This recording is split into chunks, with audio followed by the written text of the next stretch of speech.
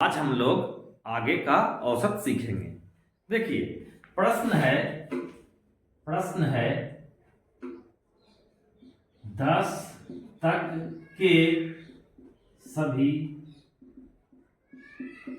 प्राकृत संख्याओं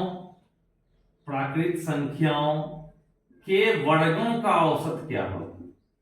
वर्गों का औसत क्या होगा, यही पूछ रहा है। इसका मतलब देखिए क्या है, इसका मतलब है कि 1 का स्क्वायर, 2 का, 3 का, 4 का, चल रहा है ना, इस तरीके से चलेगा ना। और ये कहां तक जाएगा, 10 का। इसका हमको औसत निकालना होगा, यानी सबको जोड़ेंगे और 10 से क्या करेंगे, भाग लगाएंगे। तो देखिए इसको जोड़ना उतना आसान तो नहीं है। इसका फॉर्मूला होता है वर्गों n तक के प्राकृत संख्याओं के वर्गों का योग। तो देखिए n into n plus 1 into 2n plus 1 by 6। यदि 1 से लेकर के लगातार कहीं तक का वर्गों का योग निकालना हो, यानी प्रथम n तक के लगातार वर्गों का योग निकालना हो, तो क्या करते हैं, फॉर्मूला लगाते हैं n into n plus 1 into 2n plus 1 by 6। तो देखिए n क्या होता है, अंतिम पद क्या है, 10 है ना।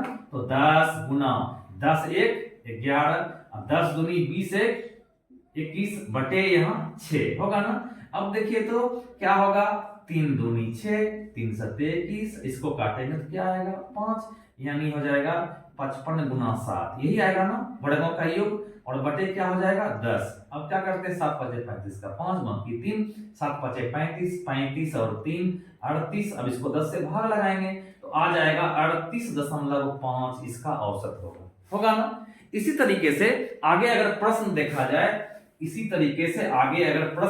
जाए, तो देखिए अगला प्रश्न है 20 तक के सभी प्राकृत संख्याओं के वर्गों का औसत क्या होगा। इसका मतलब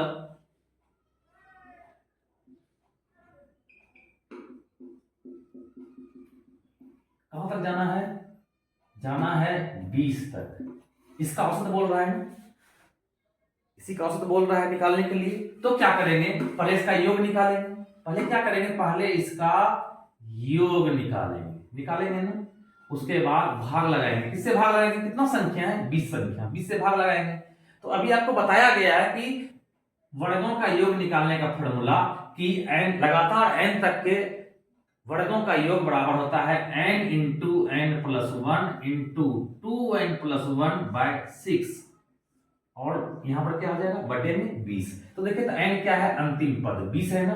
तो 20 गुना 20 21 गुना, देखिए तो क्या होगा, 20 दूनी 40 से 41 बटे 6 निकलेगा ना। उसके बाद जो भी निकलेगा उसको क्या करेंगे, 20 से भाग लगाएंगे। तो देखिए क्या हो जाएगा, देखिए कटेगा 3 दूनी 6, 3 सत्ते 21, उसके बाद इससे इसको काटेंगे 10, और जो है क्या करेंगे, अब जो है 10 से ये कटा, 2 बार में 20। अब इसको गुना करते हैं, 7 एकम 7, 7 चौके 28।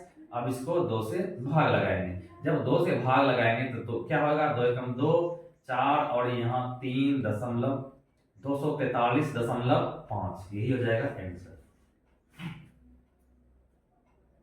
क्या कोई दिक्कत आप लोग को समझ में आ रहा है? अगर समझ में ना आ रहा हो तो जरूर कमेंट करेंगे। है 5 लगातार विषम संख्याओं का औसत 31 है। बड़ी संख्या क्या है, तो इसको सॉल्व करने से पहले एक बात बताते हैं, समझने वाली बात यह है कि लगातार जहां विषम संख्या आएगा वहां आप देखिएगा कि हमेशा 2 2 बढ़ेगा। कैसे, देखते हैं एग्जांपल, 1 3 5 7 बढ़ रहा है, देखिए तो हमेशा 2 बढ़ रहा है ना। इसका मतलब होता है कि यहाँ 5 लगातार विषम संख्या है, और आपको बोले थे कि लगातार वृद्धि हो तो बीच में होता है। लगातार वृद्धि औसत कहां होता है, बीच में। औसत क्या होगा, देखिए तो 31 है ना। यहाँ तो बड़ी संख्या पूछ रहा है, 31 के बाद क्या होगा, विषम संख्या 33, फिर क्या होगा 35, बड़ी संख्या निकल गया। यही हो गया इसका आंसर, है ना।